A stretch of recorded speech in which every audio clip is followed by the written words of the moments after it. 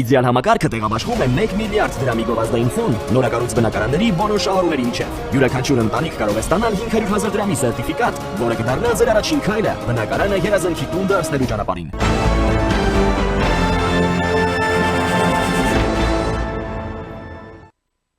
Եվ այսպես Հայաստանի նախագահի հրամանագրով Ֆրանսիայի նախագահ Էմանուել Մակրոնը պարգևատրվել է Փառքի շքանշանով։ Մակրոնի որոշմամբ էլ նախագահ Վահագն Խաչատուրյանը եւ վարչապետ Նիկոլ Փաշինյանը պարգևատրվել են Պատվո լեգիոնի մեծ խաչ շքանշանով։ Այս պարգևը 1802 թվականին Նապոլեոն Բոնապարտի կողմից սահմանված Պատվո լեգիոնի բարձրագույն շքանշանն է։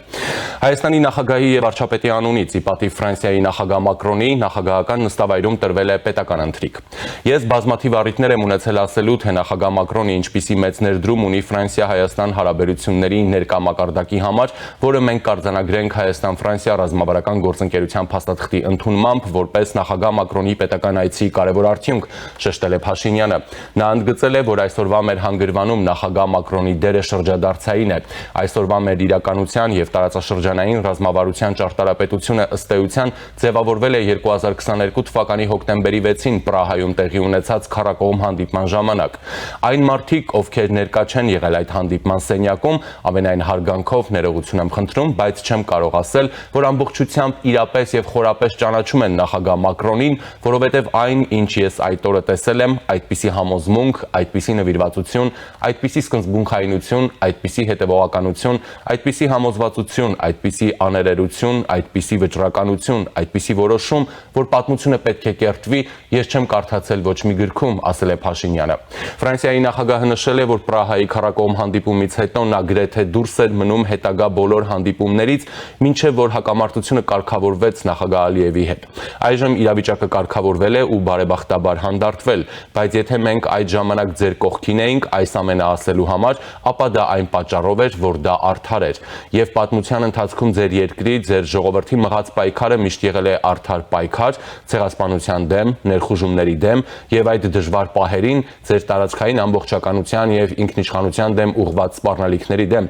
ասել է Մակրոնը։ Նա ընդգծել է Ֆրանսիայի պատիվն է լինել այն երկրների կողքին, որոնք երբեք չեն դավաճանել իրենց։ Ստորագրվելիք ռազմավարական գործընկերության համաձայնագիրը վերջին տարիներին ձեր կողքին մեր կատարած պաշտպանական ջանքերի արդյունքն է, քանի որ երբեք մեր հարաբերություններում այս մակարդակի չեն եղել։ Այն կբացի նոր տնտեսական էջեր մեր երկրների միջև, կամրապնդի կրթական, լեզվական ու մշակութային կապերը եւ շատերը, ովքեր այստեղ են, դեռ կշարունակեն գրել այդ պատմությունը, հայտարարել է Ֆրանսիայի ղեկավարը։ Հայաստան-Ֆրանսիա ռազմավարական գործընկերության փաստաթուղթը ստորագրվելու է այսօր։ Հանդիպումներից հետո Ֆրանսիայի նախագահը Հայաստանի բարձրագույն ղեկավարությունը կուղևորվեն Գյումրի, որտեղ տեղի կունենա բացօթյա մեծ համերգ հայ եւ ֆրանսիացի արտիստների մասնակցությամբ։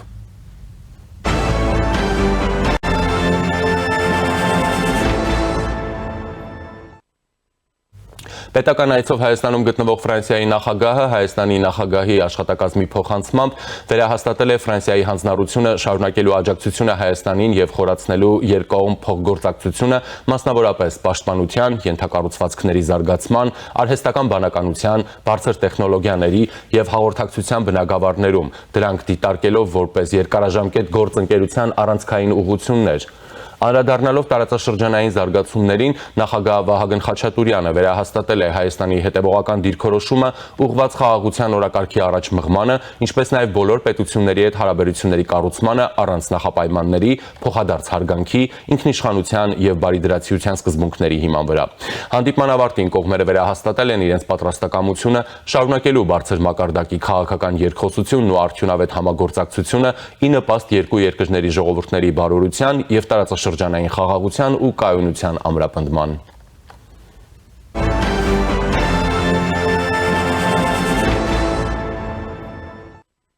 Իդեպ պաշտոնական արարողություններից հետո նախագահականում Նիկոլ Փաշինյանը հարվածային գործիքներ է նվագել, Էմանուել Մակրոնը երգել, Վահագն Հայրապետյանը դաշնամուրին էր։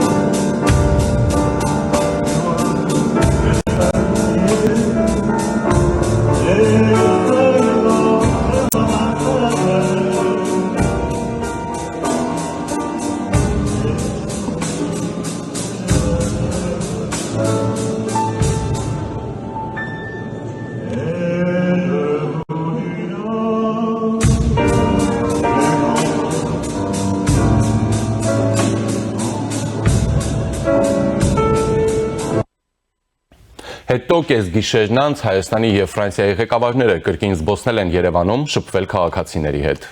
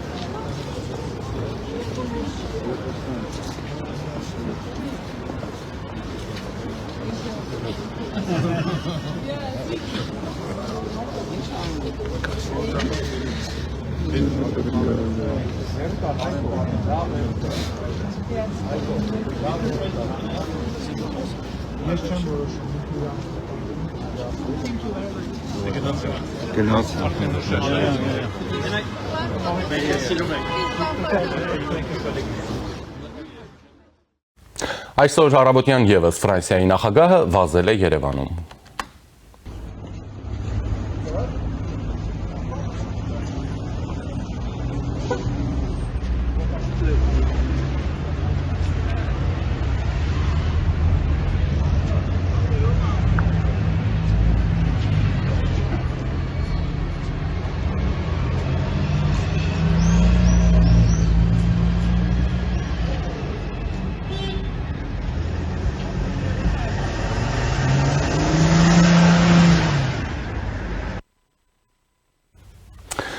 Երեկ Երևանի Կարեն Դեմիրճյանի անվան մարզահամերգային համալիրում մեկնարկեց Եվրոպական քաղաքական համայնքի 8-րդ գագաթնաժողովը։ Մինչ այդ տեղի ունեցավ դիվավորման արարողությունը, վարչապետ Նիկոլ Փաշինյանը հերթով ողջունում էր համալիր ժամանող շուրջ 5 տասնյակ առաջնորդներին։ Երևան ժամանեցին Ֆրանսիայի նախագահը, Մեծ Բրիտանիայի, Իտալիայի, Իսպանիայի, Բելգիայի, Չեխիայի, Նորվեգիայի, Լեհաստանի վարչապետերը, Եվրոպական միության ղեկավարները, ՆԱՏՕ-ի գլխավոր քարտուղարը։ Առաջին անգամ այս ձևաչափով հավաքին որպես հյուր մասնակցում էր Կանադայի վարչապետը։ Չնայած հրավերին Հայաստան չեկավ Թուրքիայի նախագահ Ռեջեփ Թայիպ Էրդողանը, Անկարան Եվրահավաքին գործուղեց փոխնախագահ Ջևդեթ Ելմազին։ 2008-ին նախագահ Գյուլի այցից հետո Ելմազը Թուրքիայի ամենաբարձրաստիճան պաշտոնյան է, որ մեր երկիր է եկել։ Գագաթնաժողովի բացման խոսքում Հայաստանի վարչապետ Նիկոլ Փաշինյանը հայտարարել է, որ այս միջոցառումը կարող է պատմական դառնալ մի շարք առումներով, այդ թվում նաև միջազգային խաղաղության եւ կայունության համար։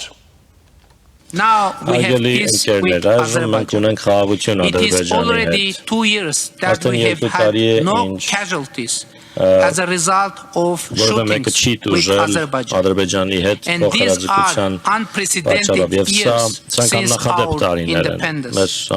Now we are working closely with Azerbaijan to strengthen and institutionalize the peace of our two countries. And this is the first time when President of Azerbaijan is participating in an event taking place in Armenia, although online. But hopefully I will have the opportunity to visit Azerbaijan in 2028 for the EPC 10 summit. Armenia and Azerbaijan, by the way, reciprocally supported each other's candidacy to host EPC summits. Excellencies, for us many things happen in EPC summits and are happening now for the first time ever. My first bilateral meeting with the President of Turkey took place on the margins of the mentioned first EPC summit in Prague. And now the Vice President of Turkey is here to participate in Yerevan's EPC summit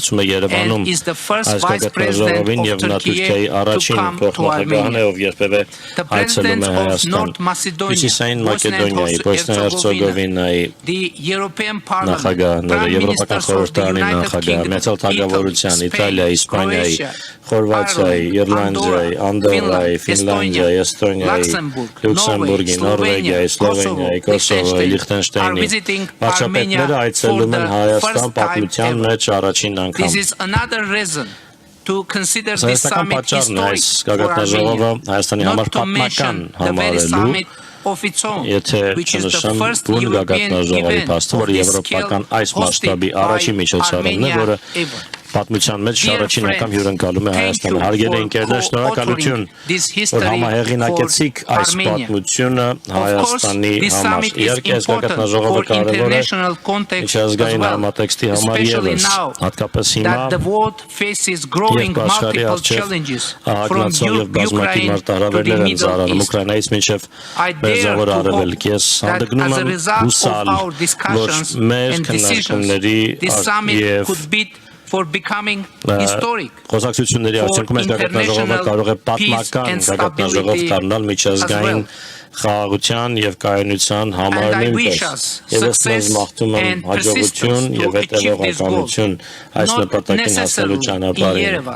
Որը պատահից չէ, որ Երևանում լինի, բայց հույս ունենք կլինի մոտ ապագայում։ Տիկնայք եւ պարոնայք,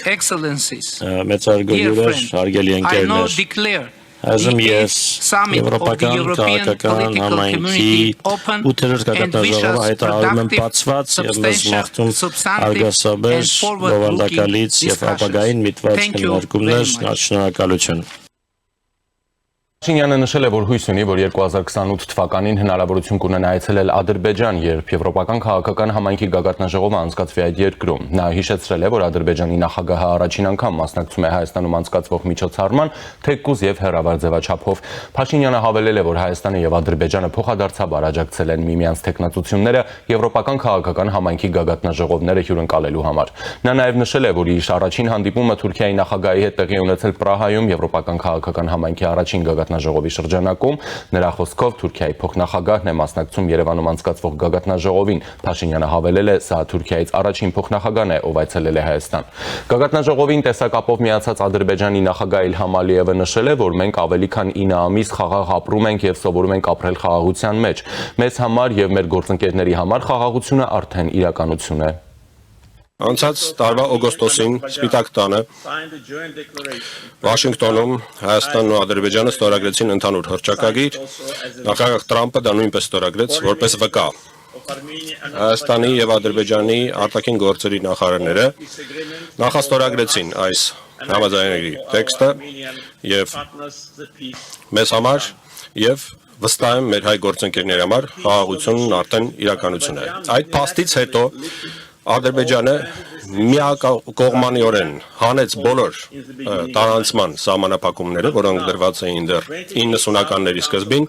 այդ պայից ի վեր մի քանի հազար տոննա բեռ հասել է Հայաստան Ադրբեջանի տարածքով, Ադրբեջանը ել ավելի առաջ գնալով սկսել է մատակարարել մեր նավթամթերքը, մասնավորապես բենզինը եւ դիզելը, առաջին անգամ դեպի Հայաստան։ Համապատասխանաբար ստեղծելով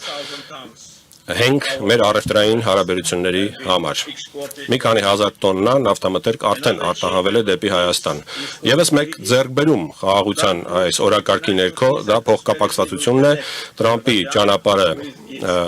բարգավաճման եւ խաղաղության անցնելու է Հայաստանով դեպի Նախիջևան եւ դառնալու է Միջին Միջանցքի մի մաս։ Եվ Հայաստանը եւ Ադրբեջանը արդեն տեսնում են խաղաղության պրակտիկ օգուտները։ Այս հնարավորությունից օգտվելով ես կցանկանայի երախտիկս հայտնել Եվրահանձնաժողովին վերջինիս դիրքորոշման համար Հայաստան-Ադրբեջան խաղաղության գործընթացի նկատմամբ։ Ցավոք սրտի ոչ բոլոր եվրոպական կառույցներն են ցուցադրել նույն մոտեցումը։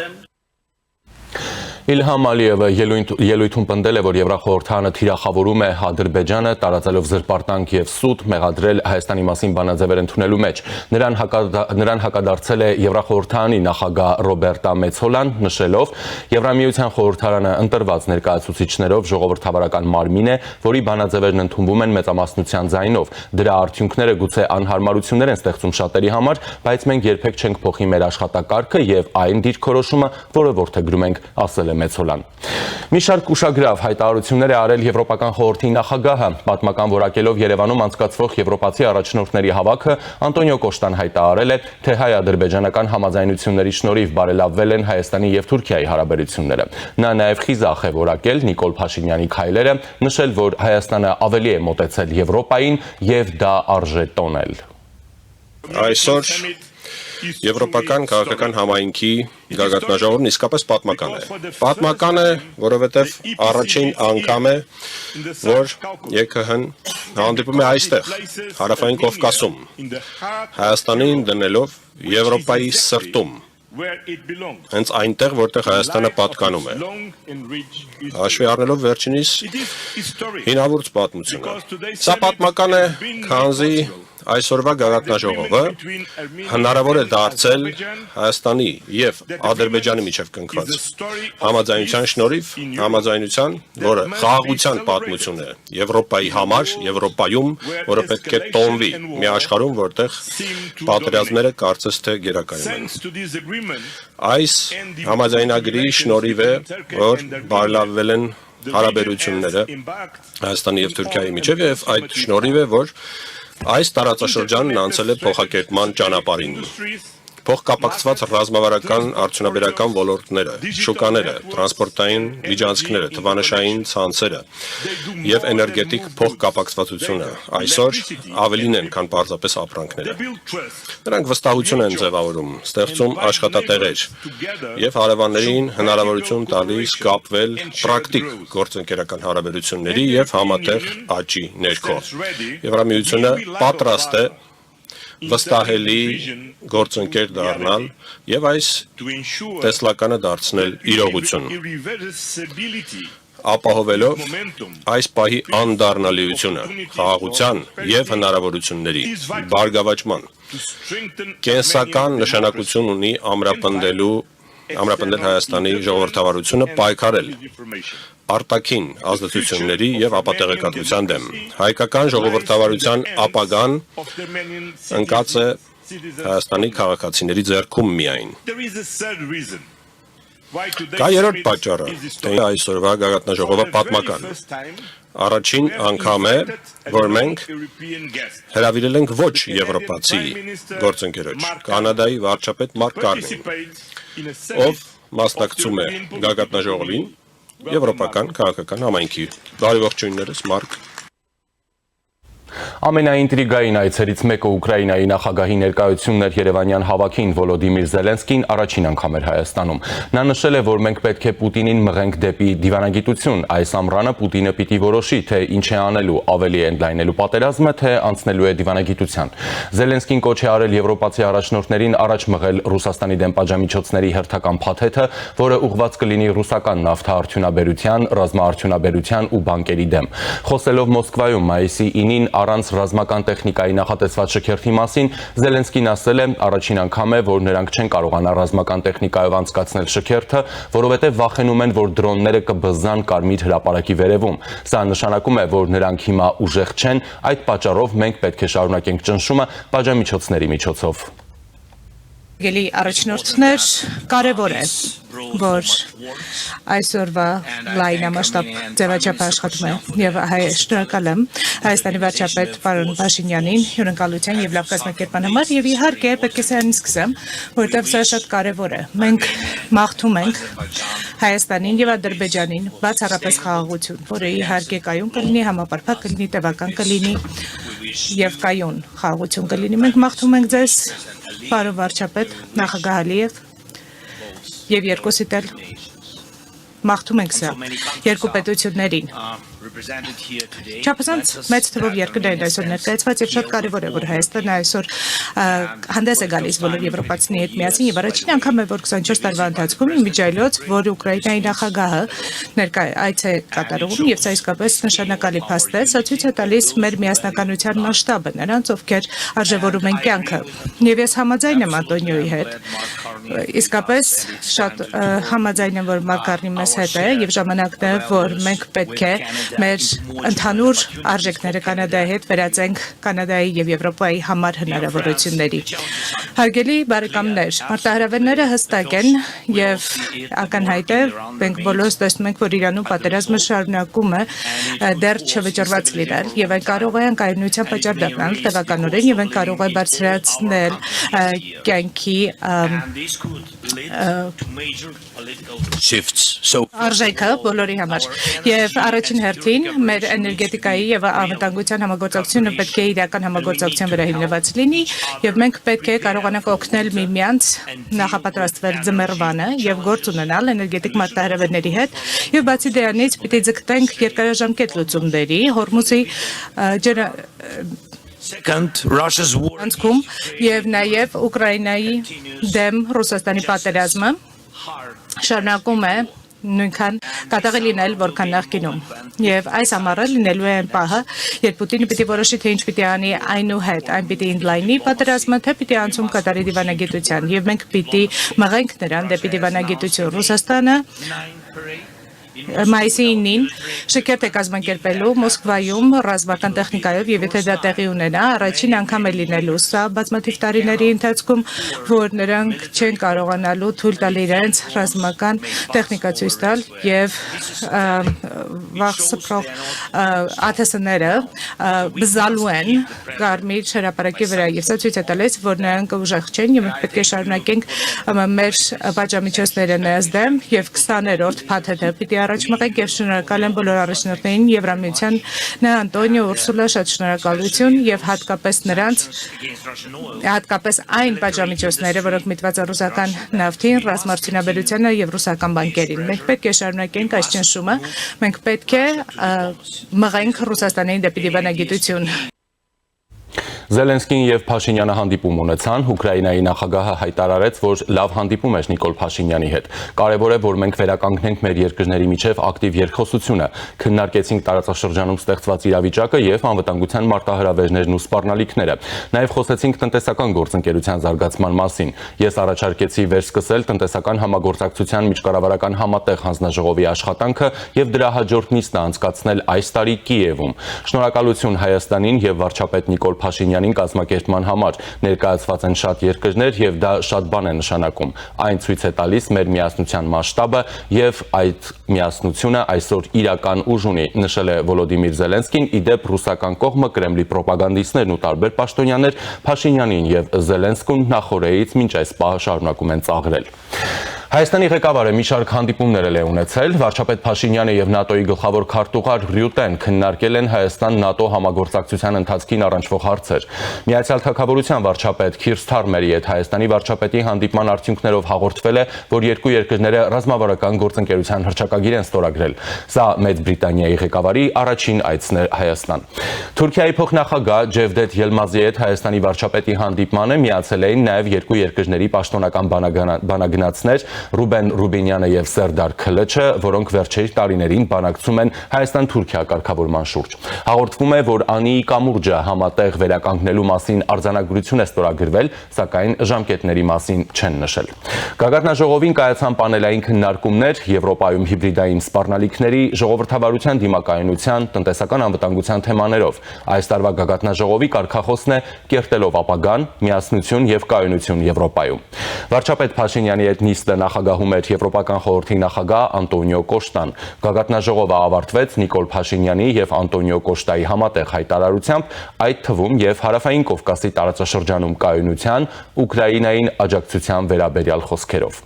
Եվրոպական քաղաքական համայնքի 8-րդ Գագաթնաժողովը լուսաբանում էին 400 օտարերկրյա եւ 100 տեղացի լրագրողներ։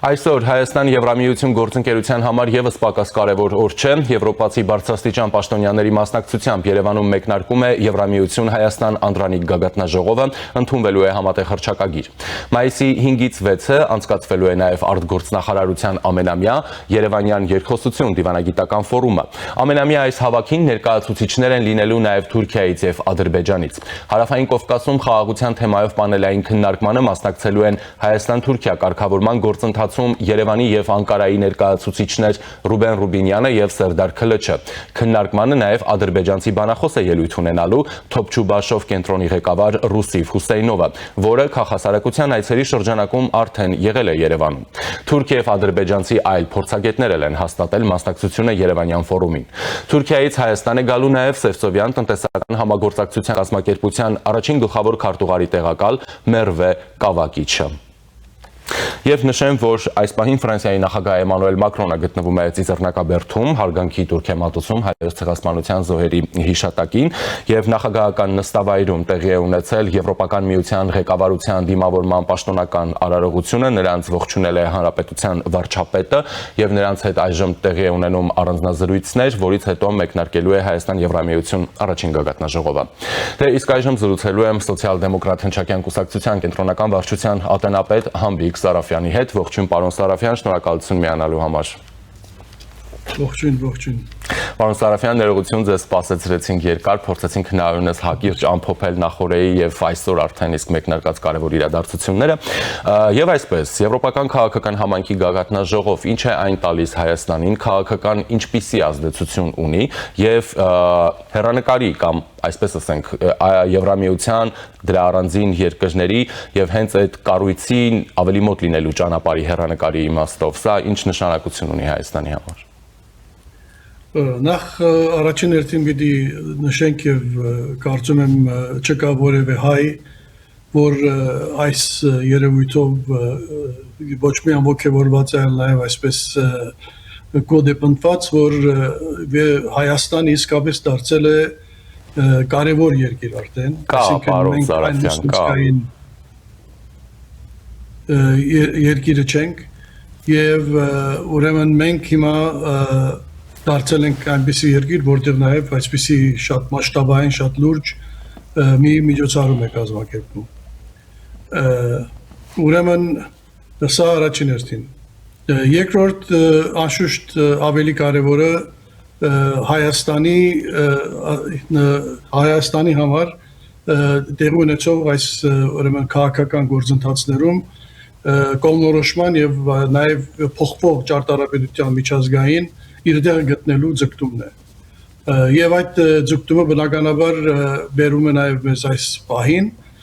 եւ տեսնում ենք արդեն, որ եւ հետևեցինք երեք մենք այդ ուրեմն քննարկումներին պանելային, տեսանք, որ Եվրոպան արդեն փորձում է իր ուրեմն ապահովության եւ անվտանգության համակարգը ստեղծել, որտեղ հստակ է դառնում, նրանք առացիորեն չնշեցին, բայց հստակ երևում էր, որ նրանց խոսքի ենթատեքստում Միացյալ Նահանգների հետ փոխհարաբերություններ, ՆԱՏՕ-ի ապագան էր եւ հստակ նաեւ հրամայականը, որ Եվրոպան նաեւ ունենա իր ապահովության եւ անվտանգության նոր համակարգ, որտեղ իրենք պիտի ապավինեն ավելի շատ իրենց վրա, քան թե ապավինեն Միացյալ Նահանգների ուրեմն հովանավորության վրա։ Եվ այստեղ արդեն հստակ է դառնում, որ Հայաստանն իր որոշումը, որ արդեն կայացրել է, քայլ առ քայլ գնում է դեպի այդ Եվրոպական միություն, Եվրոպական ընտանիք, իր արժի համակարգով, իր ուրեմն բոլոր նաև անցյալով եւ մեր պատմական արժեքներով, բնականաբար մենք ավելի շատ Եվրոպական միության ենք հարում եւ պատկանում, քան տեսենք որևէ այլ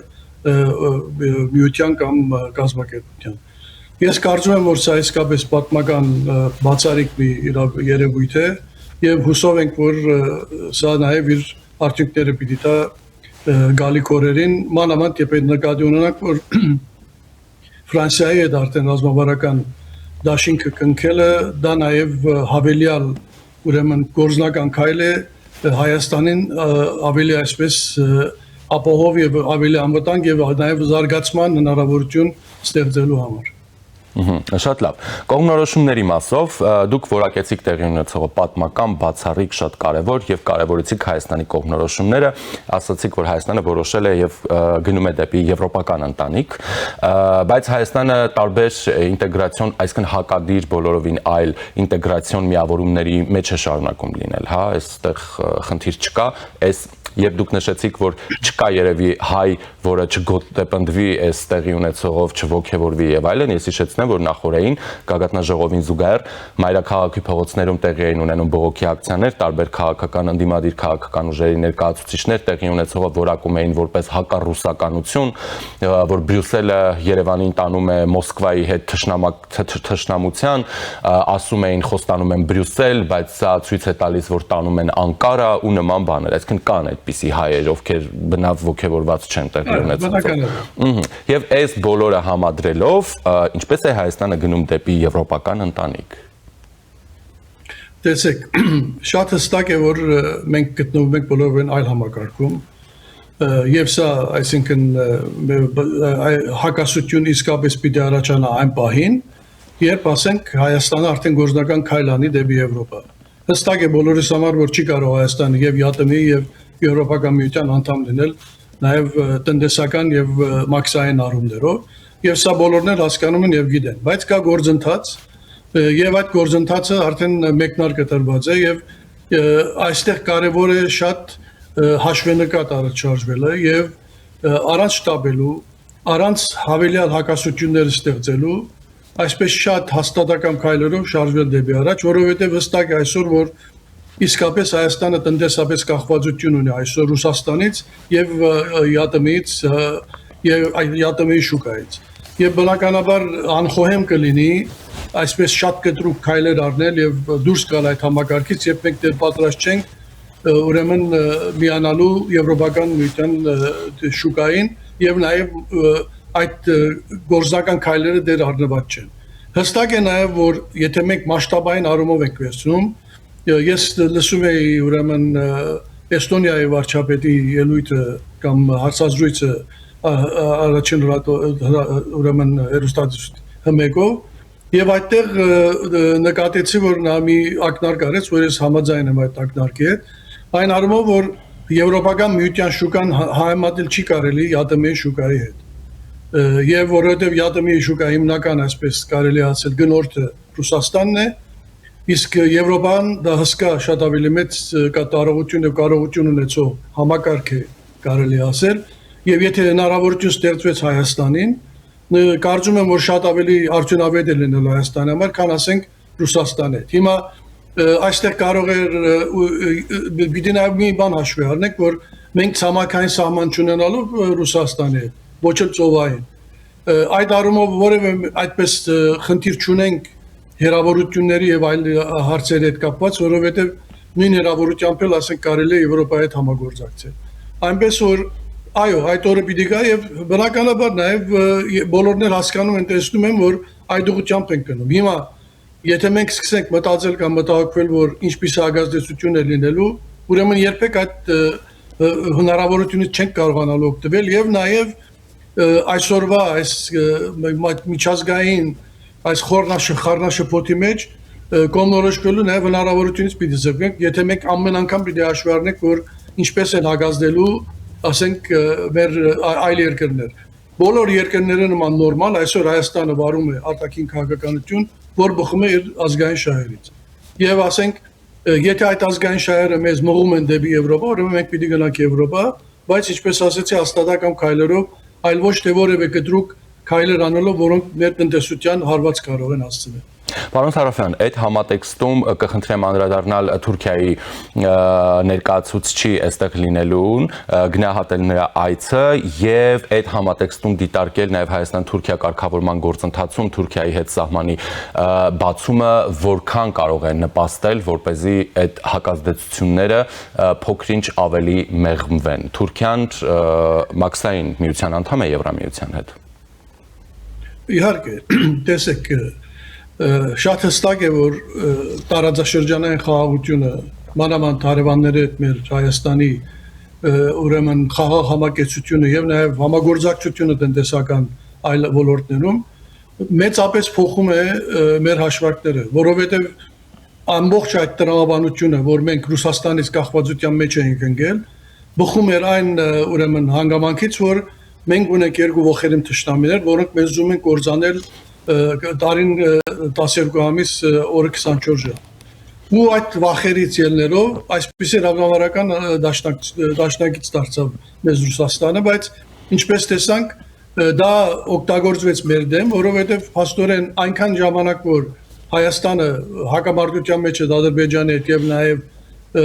ոչ բարիդրացիական հարաբերության մեջ Թուրքիայի հետ, ուրեմն կախվածությունը մեզ մնալու էր այդպեսին։ Իսկ հիմա որ արդեն դա չկա, արդեն ուրիշ հնարավորություններ է բացում, այսինքն ենթադրյալ պատիժները, որոնք մենք կարող ենք կամ կրել, որ արդեն տեսնում ենք որոշ հարցերում, այսպես արդեն մեր ուրեմն Հայաստանի արտահանողներն որոշ դժվարություններ արդեն սկսել են տալ, որ նախկինում էլ են տալիս Ռուսաստանում։ Հիմա այդ ստեղծում է հնարավորություն, որպեսզի բացվի Հայաստանը այլ շուկաներ, իսկ եթե Թուրքիայի սահմանը բացում է, դա բացում է բոլորովին այլ շուկա մեր համար, ոչ միայն եվրոպական շուկա, այլ նաև միջին արևելյան շուկա։ Այնպես որ իսկ եթե նավթի հետ կապված խնդիրներ են ունենալու, եթե պատժվելու են կամ գազի գինը բարձրանալու է, արդեն հնարավորություն ունենք եւ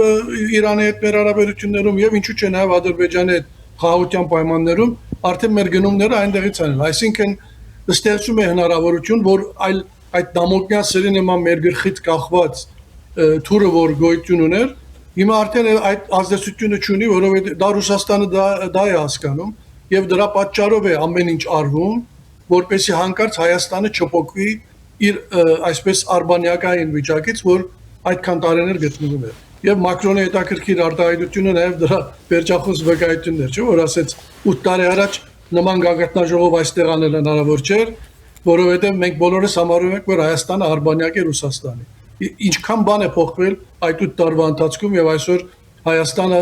համահավասար եւ գիտեք իսկապես հրճվանք էր տեսնել այլ երկրների նախագահներ, վարչապետներ Երևանյան փողոցներում զբոսնելիս, շփվելիս մեր հայ քաղաքացիների, այսինքն որ երկրում ենք այդպիսի բան տեսնում։ Այնպես որ ես կարծում եմ իսկապես բոլոր առումներով դրական է եւ իսկապես մթնոլորտ է եւ նաեւ առնվող գործնական քայլերը տանում են մեզ ճիշտ ուղղությամբ։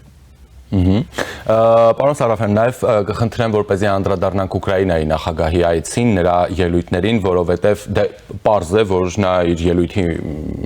շեշտադրումները հիմնականը վերաբերում էին ուկրաինական պատերազմին, Ռուսաստանի ագրեսիվ գործողություններին, նրան կասեցնելուն եւ ընդհանրապես եվրոպական քաղաքական համայնքի այս կգտնաժողովում եւս ուկրաինական թեման թոփերի շարքում էր։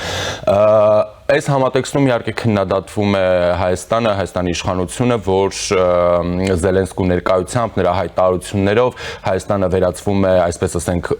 Ուկրաինայի համար Ռուսաստանի դեմ հոխորտալու հարթակի, ինչը նաև վտանգավոր է ռուսական կողմից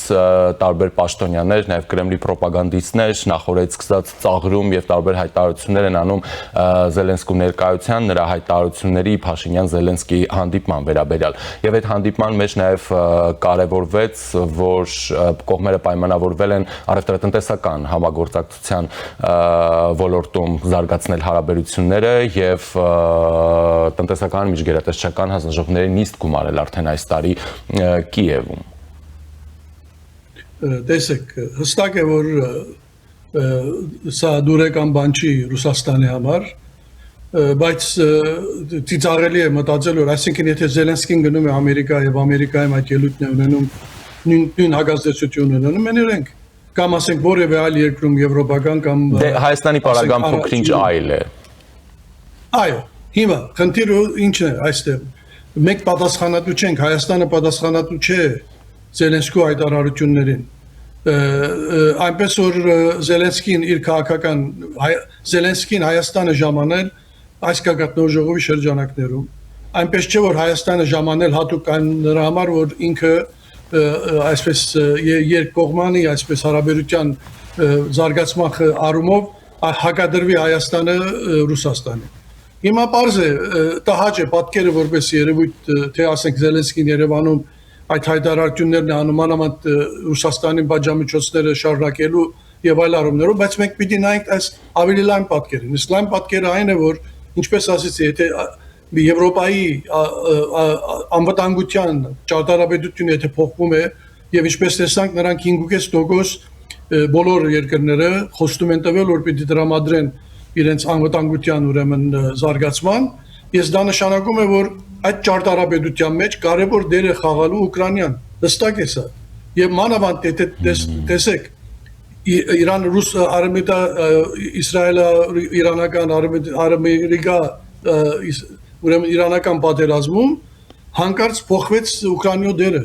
այսինքն Ուկրաինան այսօր արաբական երկրներին մատակարարում է ԱՏՍ-ների դեմ պայքարի միջոցներ զարգացրել է արդեն տնտեսությունը մանավանդ ռազմական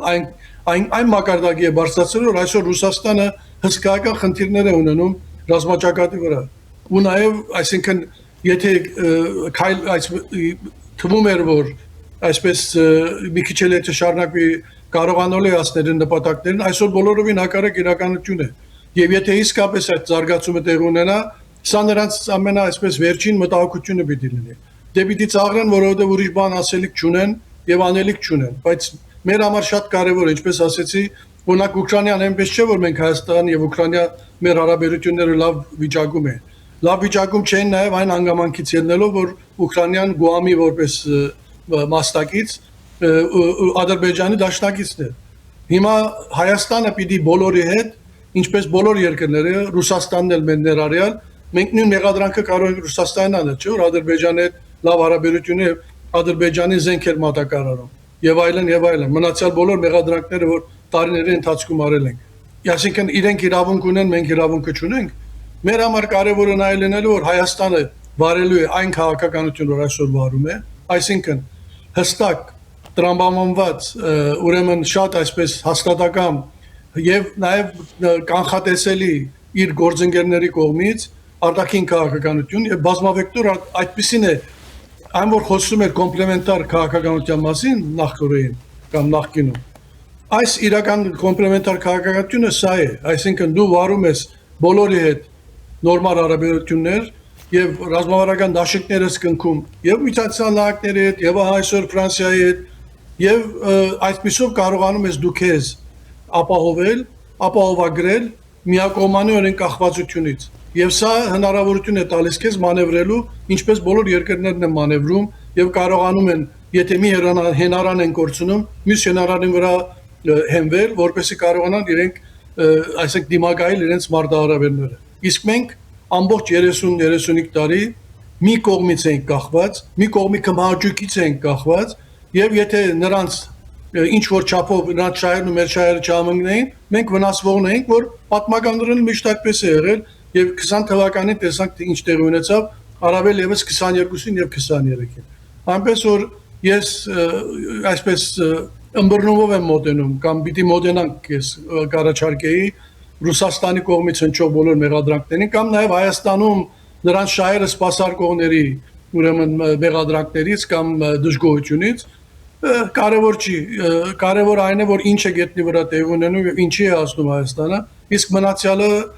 թող իրենք մտածեն թող իրենք մտահոգվեն թե ինչպես են հագազնելու կամ ինչ հետևանքներ ունենալու այս իրավիճակը որ այսօր տեղի ունենում Հայաստանում Եվ պարոն Սարաֆյան, նաև անդրադառնանք Հայաստան-Եվրամիություն առաջին գագաթնաժողովին, ես ինչպես նշեցի, նախագահականում վարչապետ Փաշինյանը դիմավորել է Կոշտային Ուրսուլա ֆոն դեր Լայենին, Եվրամիության այլ ղեկավարների առանձնազրույցներ է ունենում նրանց հետ, որից հետո արդեն կմեկնարկի գագաթնաժողովը, սրանից ինչ ենք սպասում եւ այս գագաթնաժողովի նշանակության մասին էլ կխնդրեմ խոսեք Գիտեք, հստակ երևում է, որ բոլոր ուղերձներից, եկեք վերհիշենք ուղերձներ եւ Կոստայի ուղերձը եւ մնացյալ ղեկավարներին անշուշտ ինչպես նշեցի Մակրոնի ելույթը, հստակ է, որ Հայաստանը դիտվում է որպես իսկապես վստահելի գործընկեր եւ ամենակարևորը իր ժողովրդավարության ձգտումով, ժողովրդավարական ուրեմն համակարգով այսօր գործող եւ դեպի զարգացման ուղին բռնած որպես երկիր այսինքն Հայաստանը չի դիտվում որպես մի երկիր որ բեր է դառնալու Եվրոմիության վրա սա պետք է շատ հստակորեն մենք պատկերացնենք եւ խոսենք այս մասին Հայաստանը զարգացող երկիր է որ կարող է իր ներդրում ունենալ Եվրոպական միության ընտանիքում այո փոքր երկիր է բայց նաև իր ունեցած տեխնոլոգիաներով մանավանդ ասենք թե ոլորտում իսկապես կարող է իր լուրջ ներդրում ունենալ նաև համաշխարհային առումով։ Ասենք եթե Nvidia-ն էլ եկավ Հայաստան եւ այդ գործնական արդեն քայլեր առնվեցին, եւ այդ առումով ես ինչպես ասեցի, հետաքրքրական էր Էստոնիայի վարչապետի ուրեմն այդ հարցազրույցը, որտեղ նա այդ մասին էլ խոսեց, այսինքն այն տպավորությունը եւ հայտնի բատկայի ու Հայաստանում է պետք, հայերում են պետք, ուր են գնալու այդ խոսքը, որ այսօր կրկին հիշվում է, ինչպես երևում է Հայաստանը շատ մարդկանց է պետք, շատ երկրների է պետք, որովհետեւ Հայաստանը խեղճուկրակ երկիր չի եւ եթե մենք շարունակենք այսպես, Հայաստանը շարունակի այսպես շարժվել, այո, նա լիարժեք կարող է անդամ դառնալ Եվրոպական միության եւ սա առաջին այսպես կարելի ասել ծիծեռնակն է կամ ծիծեռնակներն են, որոնք նախանշում են, որ այսինքն այն մտահոգությունները կամ այն բարդույթը, որ մենք ունենք կամ ունեցել ենք ասելու համար, որ մեզ ով է ընդունելու, երբ որ ասենք ուրիշ երկրներ տարիներով չեն կարողանում ընդունվել, ամեն մեկ երկիր ունի ուրեմն գործընթացները, որոնցով պետք է անցնի, որոնցով պետք է ինքը իր ստանդարտները, իր չափանիշները համապատասխանեցնել Եվրոպական միության չափանիշներին, եւ երբ որ կարողացավ այդ բոլորը անել, այդ ժամանակ դռները բացում են նրանց առաջ եւ մանավանդ ինչպես գիտենք այսօր Եվրոպական միությունը մի քիչ ավելի միակամ է, որովհետեւ Օրբանի պարտությունը Հունգարիո վերադարձը դեպի լիարժեք Եվրոպայություն, այլ ոչ թե որպես Ռուսաստանի ուրեմն ներկայացուցիչ, սա նաեւ փոխում է իրավիճակը, որովհետեւ արգելքներ, որոնք կարող էր եւ դնում էր Հունգարիան Հայաստանի դեմ, այդ արգելքներն էլ են վերանում, այսինքն հավանականություն եւ հնարավորությունը, որ Հայաստանը կարող է Եվրոպական միության միանա, այսօր շատ ավելի մեծ է, քան սրանից ասենք 2 ամիս առաջ է, այսպես ասենք։ Շնորհակալ եմ, պարոն Սարաֆյան։ Խնդրեմ։ Զրուցակիցս Սոցիալ-դեմոկրատ հնչակյան կուսակցության կենտրոնական վարչության հատենապետ Հանբիկ Սարաֆյանն էր, մնացեք առաջինի հետ, ես Ժիրայր Ոսկանյանն եմ։